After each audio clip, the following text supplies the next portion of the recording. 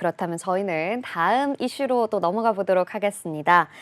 최근 뉴욕 증시 이 엔비디아에 울고 웃었습니다. 정말 혼조세 양상 강하게 보여줬는데요. 어제는 연일 급락세를 보였던 이 엔비디아가 급등하는 흐름 보이면서 나스닥 증시도 좀 끌어올려주는 모습을 보였습니다. 강달러 현상 계속되고 있고 또 기술주의 랠리까지 이어져 오고 있는 상황에서 연준의 금리 인상 시사 발언까지 나왔습니다.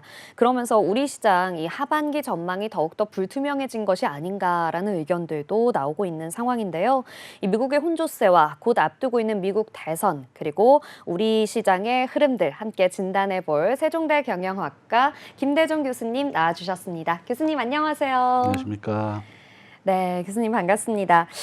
최근 미국 경제 흐름이 좀 심상치 않습니다. 엔비디아의 급등락, 급하락, 그리고 다시 또 급등락뿐만 아니라 정말 다양한 지수 견인의 여러 가지 좀 이유들이 보이고 있는데요. 앞으로 미증시의 흐름, 그리고 엔비디아 위주의 랠리 흐름들이 좀 계속 지속이 될까요? 어떻게 보시나요? 저는 아마 이제 엔비디아는 계속 성장할 것이라고 저는 그렇게 봅니다. 네. 지금 현재 미국의 시가총액 순위를 본다면 마이크로소프트, 애플, 엔비디아인데 이 세 개가 똑같이 3조 달러를 넘었습니다. 네. 우리 원화로 계산하면 한 4,500조 원 정도 되는데 불과 차이가 뭐 한 1,000억 정도밖에 안 납니다.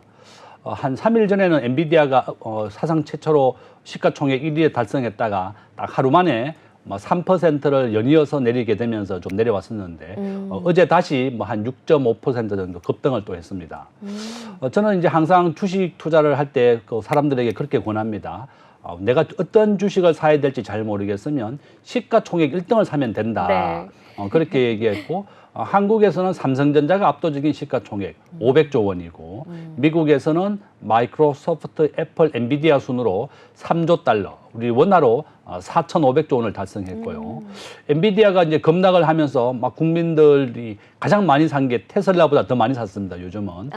엔비디아는 상장한 이후에 지금까지 6,000배 정도 올랐습니다. 네. 그러니까 우리가 상상할 수 없을 정도로 한 60만 %다. 그러니까 한 6,000배 정도 올랐는데요. 미국의 주식은 이와 같이 한 수천 배 정도 오릅니다. 애플과 마이크로소프트가 상장을 1980년도에 했는데 지금까지 한 4,500배 정도 올랐습니다. 이 엔비디아는 2010년경 정도에 이제 상장을 했는데 지금까지 6,000배 정도 올랐다고 하니까 정말 엄청난 수익률이다. 네. 이번에 엔비디아가 2001년도에 4개로 액면 분할을 했었고 지난주에 10배로 이제 액면 분할을 했습니다. 그러니까 지금 현재 엔비디아의 주식 수는 250억 주 정도 됩니다. 우리 삼성전자가 주식 수가 한 50억 주 정도 되고 이렇게 250억 주로 액면 분할을 하게 되면서 엔비디아는 한 15만 원 정도면 한 주를 살 수 있습니다. 네. 이와 같이 많은 사람들이 엔비디아를 살 수 있게 만든 것이 이제 엔비디아의 전략이고 액면 분할인데 엔비디아는 저는 앞으로 계속 좀 독주할 것이다. 미국의 포버스지가 앞으로 엔비디아는 현재보다도 한 10배 정도 더 오를 것이다. 이렇게 예측을 한 적이 있습니다. 그렇군요. 왜냐하면 4차 산업혁명에서 가장 초기에 우리가 삼성전자가 반도체로 성장하면서 우리나라 1등이 되었는데 네. 앞으로 모든 반도체의 인공지능의 핵심 산업이 HBM 반도체를 포함해서 엔비디아의 반도체입니다. 그렇다 그러면 엔비디아는 영업이익률이 65%입니다. 무려 10,000원을 팔면 6,500원이 남을 정도로 압도적인 수익률을 가지고 있고 본인들은 전부 다 설계만 합니다. 공장 시설이 없습니다. 네. 생산을 해주는 것은 대만의 TSMC가 하고 이렇게 미국의 애플, 마이크로소프트, 엔비디아가 성장을 할 수 있는 이유는 워낙에 많은 자금이 있기 때문에 세계적인 기업을 계속 사들이게 됩니다. 엔비디아는 인공지능과 관련된 이스라엘 기업을 계속 사들이고 있습니다. 우리가 잘 알다시피 유튜브를 사들인 것은 구글입니다. 네. 그다음에 뭐 링크트윈이나 블리자드를 구입한 것은 마이크로소프트입니다. 미국의 빅테크 기업들은 막대한 자본력이 있기 때문에 우량한 기업을 계속 사들이고 있습니다.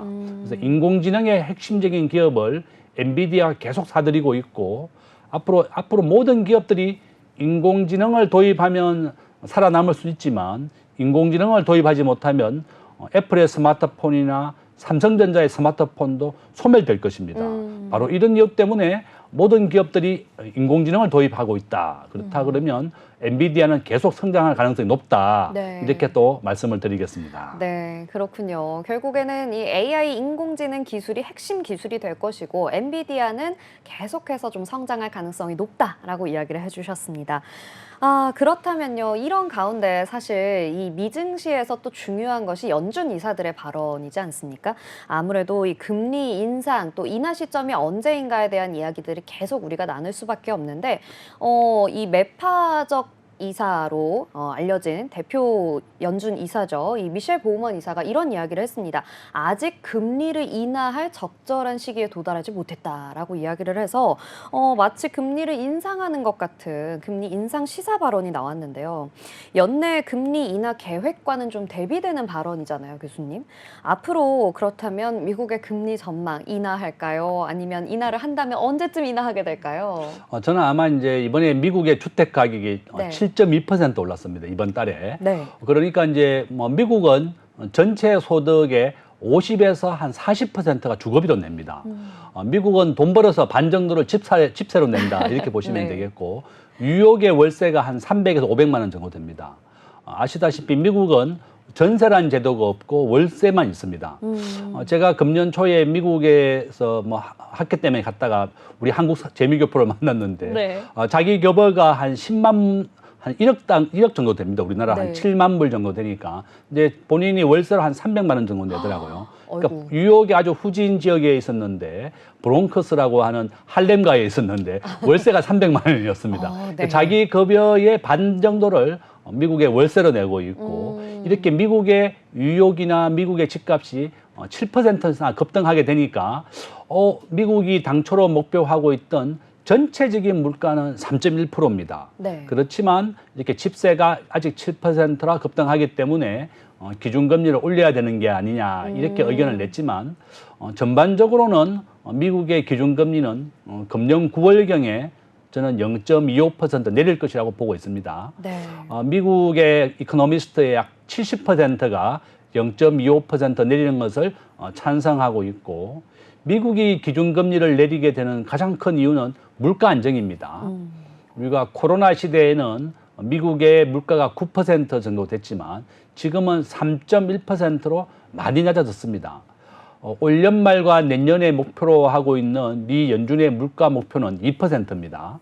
그러면 당초 미국 연준이 목표로 했던 2%에 거의 근접한 3.1에서 3.4% 나왔습니다. 그렇다면 미국의 연준은 저는 9월경에 좀 인하하는 것은 거의 확실하다. 이미 네. 유럽과 캐나다 전 세계가 기준금리를 내리고 있습니다. 그러면 이제 우리나라도 저는 아마 하반기에 내리게 될 것이다. 네. 미국과 동조화 현상이 대인 게 바로 우리나라고 미국과 함께 하고 있습니다. 지금 현재 미국과 한국이 기준금리가 역전되어서 미국이 5.5%, 한국은 3.5%이지만 미국이 기준금리를 인하하게 된다면 네. 계속 우리나라도 인하하게 될 것이고 미국의 연방준비원이 목표로 하고 있는 기준금리 목표는 내년에는 올해가 원래 4.6이었습니다. 네.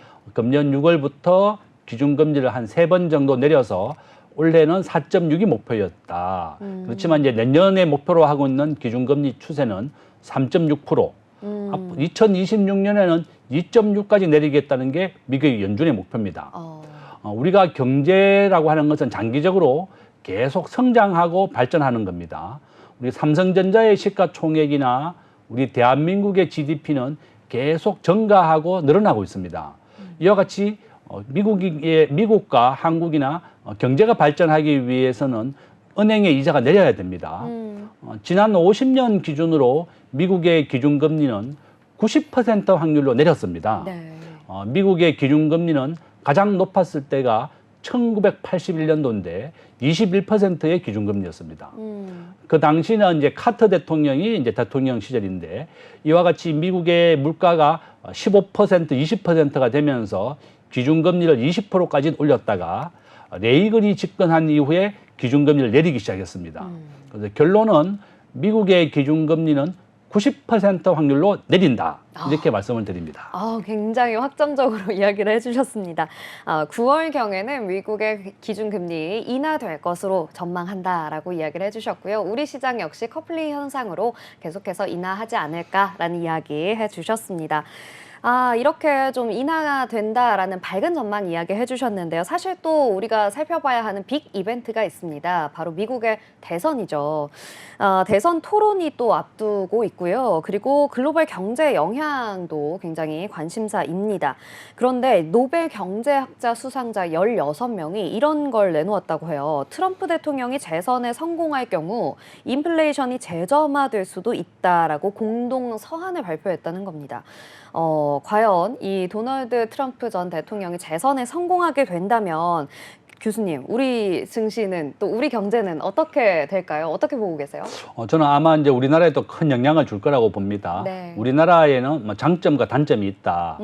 단점은 미국의 트럼프는 지금 현재 중국에서 무역 적자가 무려 한 5천조 원 정도 됩니다. 네. 지난 한 20년간 미국은 계속 적자만 봤었고 미국은 무역의 의존도가 20%밖에 안 됩니다. 네. 미국의 인구는 3억 3천만 명 정도 되는데 인구가 계속 증가하고 있습니다. 남미에서 많은 이민을 받아들이면서 미국 경제는 성장하고 있다.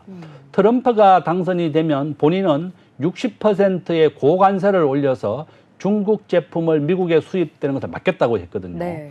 그러면 미국에 판매되는 모든 물건 가격이 올라가게 되는 겁니다. 바로 이런 이유 때문에 미국의 트럼프가 대통령이 된다면 미국 국민들, 미국의 백인들의 중산층과 서민들은 트럼프를 90% 압도적으로 지지하고 있습니다. 왜냐하면 미국의 중산층이나 좀 어려운 사람들은 최저급여만 받습니다. 연봉 한 400, 월 한 400만 원 정도 최저 생계비만 벌고 있고 부부가 맞벌이를 해야만 살아가고 있습니다. 네. 바로 이 이유 때문에 미국 우선주의, 미국이 다시 강한 나라가 되고 미국이 가장 우선시 돼야 된다는 것을 백인 중산층의 지지를 받기 때문에 트럼프가 당선될 가능성이 높아지고 있는 거고 아무리 경제학자들이 반대하더라도 국민들의 표를 받는 건 상관이 네. 없습니다. 바로 미국이 정상적인 국가가 돼야 한다고 하는 것이 바이든이고 노벨 경제학상 수상자들의 목표다.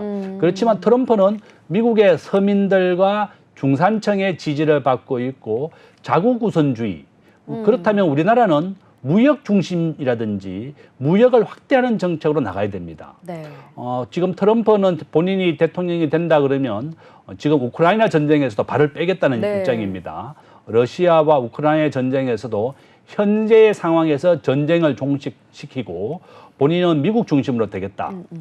과거에 트럼프 대통령 때 바로 러시아가 일부를 우크라이나에서 영토를 탈량받았습니다. 본인이 침략을 해서 미국 우선주의이기 때문에 절대로 다른 나라의 전쟁에 개입하지 않는다. 네.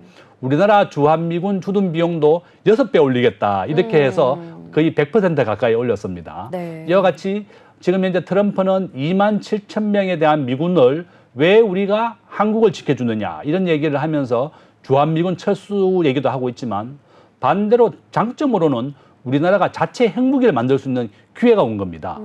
지금 우리나라 전체 국민의 70%가 한국이 핵무기를 만들어야 된다고 지지하고 있고 트럼프는 스스로 한국이 스스로 지켜라. 그다음에 핵무기를 만들어야 된다는 그런 조건이 물어있고 있다. 네. 그래서 트럼프가 된다면 한국으로서는 장점과 단점이 있다. 또 우리가 무역을 확대한다 그러면 오히려 위기가 기회가 될 수도 있다. 이렇게 말씀을 드립니다. 네, 아무래도 좀 자국 우선주의 정책을 펼치는 트럼프 대통령이 재선에 성공하게 된다면 장단점이 다 있겠지만 우리는 좀 무역을 확대하는 방향으로 가보자라고 이야기를 해주셨습니다. 사실 이렇게 도널드 트럼프 전 대통령이 미국에서 지지를 많이 받고 있다라고 이야기해 주셨지만 사실 바이든이 재선에 성공할 경우에는 또 다른 시나리오가 펼쳐지지 않겠습니까? 만약 교수님 그렇다면 이 조 바이든 대통령이 다시 또 재선에 성공하게 된다면 우리 증시는 또 어떻게 전망을 해 나가야 될까요? 바이든 대통령은 전기차라든지 친환경이라든지 현재의 경제 정책을 유지할 가능성이 높습니다. 바이든 대통령은 캘리포니아라든지 민주당 지지가 강한 세력에서 지지를 받았습니다. 네. 공화당은 동부에서 지지를 많이 받고 바이든은 캘리포니아에서 지지를 많이 받는데 테슬라를 포함해서 우리나라는 전기차 배터리 분야에서 세계 1위 정도 됩니다. 중국과 한국이 치열하게 경쟁을 벌이고 있지만 가장 안전한 배터리 분야는 우리 대한민국이다. 그러면 우리나라한테는 바이든 대통령이 되는 게 더 호재입니다. 네. 바이든은 정상적인 국가가 돼야 되고 미국 우선주의가 아니라 미국과 우방국, 대한민국, 한국, 뭐 일본, 호주 전부 다 우방국이 함께 잘 사는 나라를 만들자. 이것이 바이든 정책이고 트럼프는 미국 우선주의, 미국만 잘 살면 된다. 미국은 더 이상 세계의 분쟁에 휘말리지 않겠다. 이런 정책입니다. 네. 바로 바이든이 된다면 우리나라의 전기차 배터리 분야라든지 또 우리나라가 무역 의존도가 75%입니다. 세계에서 두 번째로 높은 나라인데 이와 같이 바이든이 되는 것이 우리나라는 교역과 무역 확대가 될 수 있는 그런 조건이다. 또 이렇게 말씀을 드릴 수 있습니다. 네, 아무래도 무역 의존도가 좀 높은 우리나라의 경우에는 조 바이든 대통령의 재선이 조금 더 유리한 상황이 될 수도 있겠다라고 전망을 해주셨습니다. 자, 이렇게 미 증시에 대한 이야기를 쭉 살펴봤는데요. 사실 우리 국내 증시 이야기를 안 할 수가 없지 않습니까, 대표님? 지금 우리가 2,800선을 넘을 수도 있겠다라는 이야기가 얼마 전까지 있었는데요. 이제 더 올라섰습니다. 하반기 코스피가 3,200선도 가능하다라는 전망이 나오고 있는데요. 코스피 지수 상승을 위해서는 어떤 여건들이 좀 마련되어야 할지 짧게 부탁드립니다. 저는 우리나라의 최고의 수출 품목은 반도체, 석유화학, 자동차, 기계 이런 분야입니다.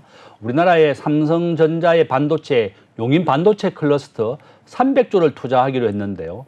전기와 물 문제 때문에 5년째 첫 삽을 못 두고 있습니다.